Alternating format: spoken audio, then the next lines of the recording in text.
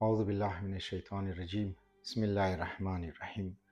مولانا رومی رحمت الله علیه بسیار یک خوب شعر درباره بی‌وفایی و ای که انسانها بعض اوقات که بعضی از افراد رو میشه میگن که تو خوبیا کدی احسان کدی از او، لیکن او بی‌وفا مونه، یعنی بی‌وفایی مونه که تو او بی‌وفا هسته و انسانها از مردم جفا کسته میگرنه که بی‌وفایی روبرو میشنه، ظلم و ستم کسته میگرنه. شعر کسته بسیار خوب شعر است که در خدمت شما میخوانم. این جفای خلق با تو در جهان، گر بدانی گنج زر باشد نهان. خلق را با تو از آن بد خو کند، تا تو را ناچار به آن سو کند. وقتی واقعا انسان از مردم ناامید میشه، وقتی انسان از مردم بی‌وفایی میگرنه، جفا کسته میگرنه، واقعا کجا باید بره؟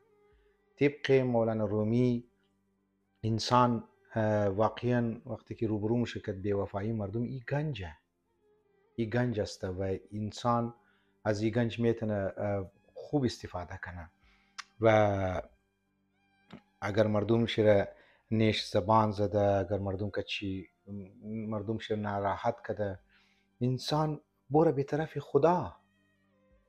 واقعا نمیترسته زنی من که ما و شما کم اگر توجه کنیم، کم اگر فکر کنیم، این مشکلات که برای زندگی انسان مایا، این بیروخیایی که از دوستا انسان میگرنه، از ریشه دارا میگرنه، از افرادهای قریب خو میگرنه که اچانک او این چی کار شد، فلان دوست را چی کار شد، اینج انسان باید ناامید نشنه. یه واقعا خودش یک گنج است، خودش یک دایمند است، الماس است که انسان را مبره به طرف خداوند متعال و اصلی یار انسان، اصلی دوست انسان خدا هسته.